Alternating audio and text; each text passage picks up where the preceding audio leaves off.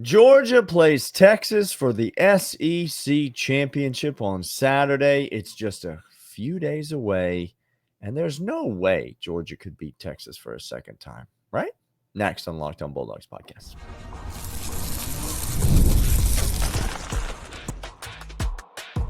You are Locked On Bulldogs, your daily podcast on the Georgia Bulldogs. Part of the Locked On Podcast Network, your team every day. Welcome back, everybody. This is Locked On Bulldogs, part of Locked On Podcast Network, your team every single day. Today's episode brought to you by FanDuel.com. Yeah, it is. More on them in a second because we got locks today. Sure, First listeners, we love you. Everydayers who are here every single day downloading. You guys are the best. Loyal third segment listeners that listen all the way to the end. Thank you for being here. We do this. It's for fans by fans. Daniel and I love UGA just like you do, which is why we're here. Texas fans, if you're here again because you liked me going off on the SEC squad show, telling you why Texas, if they keep the same game plan, is walking into a buzzsaw that is Georgia, then I'm glad you're here. Thanks again for showing up. Love it. Having you. Tell us how dumb we are in the comments. That hurts our feelings a lot. It just gets our goat, guys. You know what? If you want to be real, Daniel and I talk about it. We talk about your comments endlessly to each other. We do. Speaking of comments that we do listen to, when we're doing the live reaction to the rankings, a lot of you over on the YouTube live were there, and we appreciate you being so. We're going to do that again on Saturday when we do the overreaction show, Daniel. Just go live and just interact with people in the comments. It's very simple. It's very easy. The people love it. Eat it up. You think people wanted to overreact to the game on Saturday? I didn't even think. I guess we will do an overreaction show after the game. On Saturday night. Right. Sure. We'll get back in here. Yeah, we'll do an overreaction show. So Texas fans, be sure to come back. Yeah. Let's start there. Let's start with the SEC championship game. Let's start. We're going to give you our official predictions. We're going to give you what we think the score is going to be, how it's going to play out. And Daniel, why don't you start us off? What do you think? How does this game play out as you look at the SEC championship game? Let me start by saying, Clint, if I may, I did not want to get here. This is not where I wanted to be. I came into this week confident about my read on this game, about how I felt about this game. I have been consistent in my messaging all year, have I not? You most certainly have. All year, people have been trying to sell me a bill of goods that they were claiming was a Georgia football team. And I have been saying, not so fast, my friend. What I see with my eyeballs on my television set on that football field is not a Georgia championship caliber football team. I'm tired of hearing about it. I'm tired of hearing people tell me that this is a championship level team. You heard me say yesterday on this podcast that if Georgia is able to win the national championship, it will only be because everyone in college football sucks. Yep. But everyone, Clint, here we go, includes Texas. And see, I didn't want to get here, guys. I didn't want to be the guy on this podcast getting on here and looking you dead in the face and saying, Clint, I dare you to tell me how Texas is going to score points in this football game. And you might say, what? Texas, they're averaging 427 yards of offense per game. 427 yards of offense per game. Those are true metrics. Like, I'm not disputing 34.7 points per game, Clint. Mm-hmm. If I may. You may, of course. Texas has played two defenses worth a single darn all year long. And I am not the chairman of the College Football Playoff Committee, otherwise known as the Michigan Athletic Director. And so I don't have to pretend that Michigan is one of them because they ain't Ohio State. They ain't a great defense, Ohio State. The two defenses are as follows: Texas A&M and Georgia. One of the games was on the road, and one of the games was at home, Clint. And they averaged 16 whole points in those two football games. 16 points is what they averaged in those two football games. Now, I ask you this, Clint. Okay. Carson Beck threw 240 interceptions against Texas in Austin, and Georgia still put up 30. That's interesting. 30 points in that game. Must have had a defensive touchdown, right? Nope. No. Okay. Does Texas really think they're going to hold Georgia under 20 points in this game? Do you really think you're going to keep the Georgia offense, which I get it? We didn't score a single daggone point in the first half against Georgia Tech. Sure. Nary a one. Sure. I promise you this, Clint. If we got a 0 on the board at halftime in the SEC championship game, we may not win the game, but I promise you we're going to score 20 points in the game. Yeah. Yep. Georgia's going to score 20-plus points against Texas. I don't think Texas can score 20-plus points against Georgia. Now here's what's interesting to me as you talk about this. I'm just going to go quickly. I'm going to try to make it simple. Okay. Texas A&M, Texas last week. And we can say they haven't played each other in 11 years, 13 years. They heated rivals, hate each other. First of all, Texas A&M, fraudulent team, had some spark in them. Defensive line's okay. Truly and honestly, they're okay, but they showed who they were. They were a portal team that couldn't get it together. Just like, by the way, Ole Miss couldn't get it together. Two portal Lane teams. Kiffin's mad, though, Clint. He's mad at Miami. Yeah. He's mad at a lot of people. So I'm going to go Texas A&M and Texas play 17-7. Texas musters 17 points, and you're going to say, well, it's on the road against a heated rival. Like, oh, man, that was actually a good showing. Okay, well, can we for a hot minute just go through Texas A&M and what that defense has allowed other teams to do to them so far? Okay, just here we go, shall we? They let Notre Dame get 23. That was in the beginning when Notre Dame was trash. Notre Dame has become a different team over the season. Okay, just straight up. Florida team that had Graham Mertz still quarterbacking it. Okay, 20 points. All right. Bowling Green, 20 points. Arkansas, 17. That's more. Mississippi State, 24. LSU, 23. South Carolina, 44. You said 40? 44. That's also Auburn. Not Auburn. 43. You said 40 again? I did. I said 40 burger. I'm telling you right now, Texas. Uh-oh. We're here. We lost Texas. Here we go. We're back. We have all the skill. We have all the talent. We have skill guys for days. We got a quarterback. You might be down your left tackle. You're a hobbled quarterback who isn't that gifted at running and throwing the ball. Yeah. He's not as good as other Texas quarterbacks in Steve Sarkisian's system. And you could see Steve Sarkisian is begging for a window to pinch him and put Arch in. He can't make the throws, Clint. He can't make the throws. Why don't we just say the quiet part out loud? He can't make the throws. No. I don't know if it's because of his lingering injury or because he's not talented enough as a quarterback. Quite frankly, it doesn't matter to me. I don't have an NFL team, so I don't care who drafts him and absolutely flops in the NFL draft. All I care about is that my team is playing him.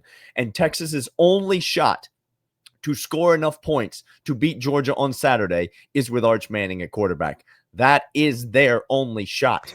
And if Texas wants to, which I've heard all week long from Texas fans and experts, well, Wisner is getting better. We're going to run it a ton. Steve Sarkisian is going to play keep away with a very hot. They'll admit Carson Beck is hot. He's on a heater right now. We're going to play keep away. Y'all, I don't know how to tell you this. Kentucky tried, failed. Georgia Tech tried, failed. Tennessee, to a certain extent, tried, failed. Teams that want to do this. Don't. You know who didn't try? Go ahead. Alabama. There it is. They didn't try to play keep away from Georgia. They tried to come out and score as many daggum points as they possibly could score in the game. That's how you beat Georgia. Yeah. Ole Miss. That's how you beat Georgia. Yep. Texas doesn't have the manpower to do it, Clint. I don't know. Give me Georgia. Give me plus 2.5. I don't want 2.5 points. Give me Georgia on the money line. Lock it up. Georgia's going to win this game, Clint. Georgia's going to beat Texas on Saturday and win the SEC and get the number 2 seed in the college football playoff. Yeah. We are playing on New Year's Eve or New Year's Day in Atlanta. Yeah. Book it. Book it. That's exactly what's happening. Daniel and I are in unison with this. I'll take the points because you're giving it to him, but I'm doing the money line. We're winning this game. The SEC championship is ours. 5 of the last 6 SEC games that are rematches from the previous year, or previous season, or that season.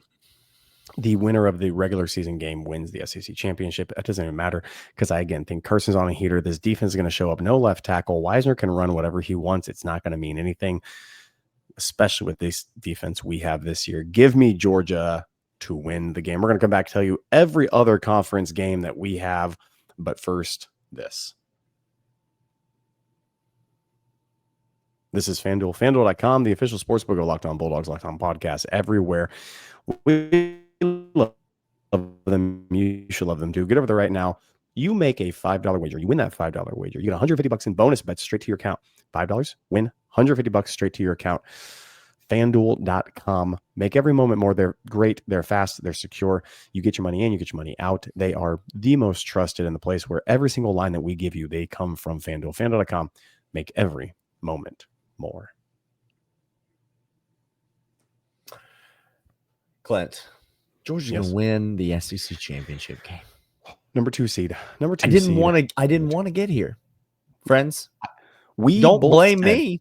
No, we both said the second that we found out it was Texas, we both texted. We said, well, we can hope for the 7th seed. That's what we were saying. We can hope for the 7th seed. So we're going to don't call us just homers. SEC. All right, Daniel. Where do you want to start? Do you just want to go top to bottom, or what? Yeah. Where do you want to? We should go in order for the people. Okay, great.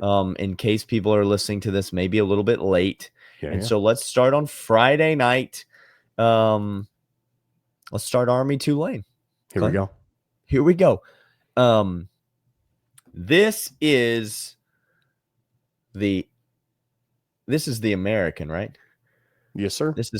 This is the conference championship game. The AAC, not the ACC. The American Athletic Conference championship game. What if I were to tell you that in the first ever conference championship game look-ahead spot, Army doesn't give 2 craps about this game. They do not care about winning the American Athletic Conference. They got a bigger game next week. It's never happened before in the history of college football. Conference championship week, and one team's like, yeah, we're going to rest up our players because we got the big test next week. Tulane took a bad L. They had a shot at the college football playoff. They did. And on Thanksgiving night, I was fat and on my couch and loving every second of my life watching Tulane get beat down. I think they bounce back. I think Tulane's a good team.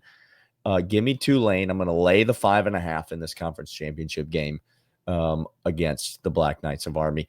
I think Army gets the dub next weekend against Navy. Couldn't agree more with this. Tulane does bounce back. I think the head coach got them pointing in the right direction. I think they got playmakers. You've seen them offensively all year be able to do some things. I think Army doesn't have the dudes on that side of the ball. I think schematically as well as passion, Army always, especially under Munkin, has that. And next week is the bigger game. Lay the points, take Tulane. We are in agreement. Let's go now to a very, very interesting conference championship because I'm interested. If you think Boise State is a guarantee in this game, you have not watched college football at all this year, and you've not watched UNLV play this year because that quarterback at the beginning of the year said, I'm not getting paid. I'm going to sit out. And UNLV said, thank goodness, because you're holding us back. And then went on a roll. I don't know if you know, Barry Odom is up for a lot of head coaching positions right now because what he has done at UNLV, Daniel. It has been remarkable. They call it like the go-go offense. It's got like they play 2 running backs at the same time. Yes. It's like all I can think of is Inspector Gadget when I hear it. Like, I don't know if that's what I'm supposed to think of, but you said the words go-go to me. I immediately start singing the song in my head. You are old. I am old. The winner of this game goes to the college football playoff. It is a really fun group of 5 championship game where it's like there's not another scenario because Tulane lost. These are the teams. Like these are the two teams that one of them is going to win, one of them is going to go and either get, in the case of Boise, maybe the 3 seed. Boise might get to the 3 seed, Clint. If UNLV wins, they will probably be the 12 seed. I like Boise in this game. I like Ashton Genty. I think he's going to have a big game. And I think Boise, this game in the Mountain West, they play the conference championship game at the home field venue of the higher seeded team. This game is on the Smurf turf at Boise. So give me the Broncos. How can you bet against them on the blue turf in a conference championship game, Clint? Which, by the way, you're going to take UNLV? Oversight Boise State doing the blue turf years ago. They were the gimmicky. They were the team that said, "We'll come play on the blue turf. That's how we're going to get people." All of a sudden, they get some dudes. They might make the college football playoff, and all of a sudden, they're rethinking, "Oh, we have to be taken seriously." Like you can't wear the polka dot tie to Thanksgiving. They don't care anymore. They don't care. They're ready. Boise State winning this game. They're winning this game. I do think UNLV keeps it close. 3.5 points. What do you like the spread? It's 3.5. I'm taking Boise State minus the 3.5. You going to take UNLV? I can't do it at 3.5. If this was, I kid you not, if this was 4.5, I would do it. The 3 in the hook, man. I don't like it, Daniel. I don't like it whatsoever. Let's get into Saturday. A Big 12 championship game. I almost said Pac-12 championship game because I saw Arizona State. No, it's not. That's not a thing. It's not. Big 12 championship game is Iowa State and Arizona State. The Sun Devils are a 2.5 point favorite. This game's the early kick, which is interesting on Saturday. This game should be a Friday night game, Clint. Can we say that out loud? This game should be a Friday night game.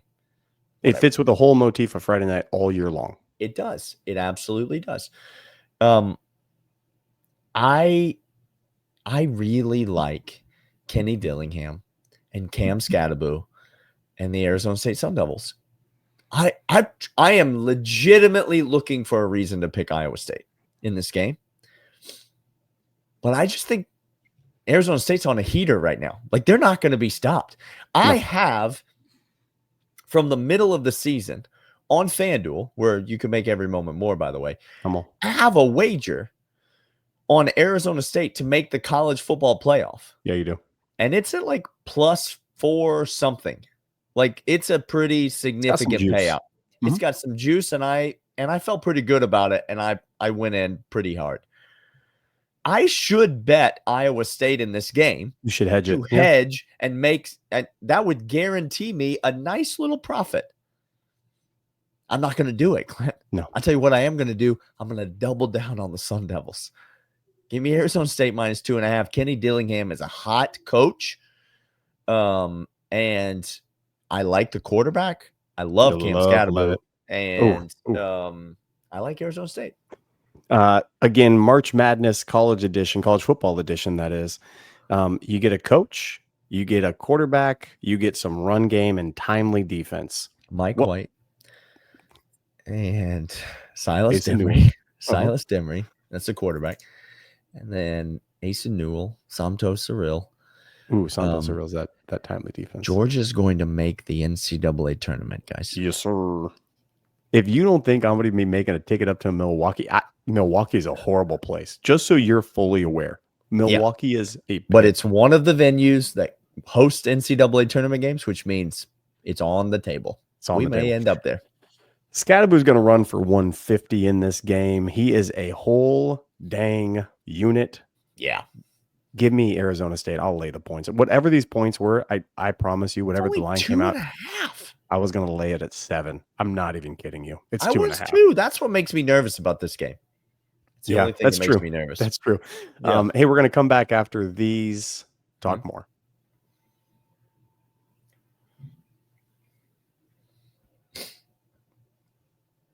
All right, Clint. Daniel. We got two big guys left. Yeah. Do you have a lock in Ohio or Miami versus Miami, Ohio? The action? No. little MAC championship game. Here, let me give you what I have in that game. I have an opinion in the game. Okay. Blow up the state of Ohio. That's my take. I think many college football fans in Ohio would agree with that take today. Like they're ready. They're ready. They're ready to start fresh. How about the Louisiana Raging Cajuns? Look, are they going to get a second Sun Belt title post Billy Napier? If they do, just to let you know, hire that coach, Florida. Just hire him. He's won as many Sun Belt titles as your current coach. See what I'm saying? Congratulations on a top 15 class, which is like you've won the lottery at Florida, by the way. They're just beside themselves. But you got Ryan Montgomery, didn't you? You came after the quarterback and you pulled him away from Georgia, didn't you? Well, you snatched him. You got the flip. Oh, no. Wait, he's just the fifth quarterback in our room. Cool. He said, "Yeah, I'll just come sit." I'd rather sit that. and twiddle my thumbs than have to walk into Gainesville one time. We've already given you Georgia and Texas. Let's talk ACC. Yes, sir. Clemson, SMU. Clemson laid an egg last week. Oh my gosh! Though it wasn't that they lost. No, it was the way that they lost. Clint. They were up with a chance to expand that lead for what felt like 3 hours, Clint. It felt like they had the ball 40 times up 7 with a chance to go up to even 10. Just kick a field goal, go up 10.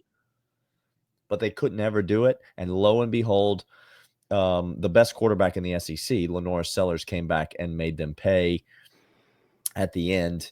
Don't look now, but I think Shane Beamer might be going to do it. Remember, look, I pulled the cord too soon. I was all in on Shane Beamer last year. You were all in. I was all in. I said, this guy is going, they love him. He embodies that stupid rooster crow of a program. And I pulled the ripcord early this year because I saw some things, but it turns out there were some injuries. There were some inconsistencies. He's got this team right where they all want to. South Carolina is a very good squad with 2 guys on the offensive.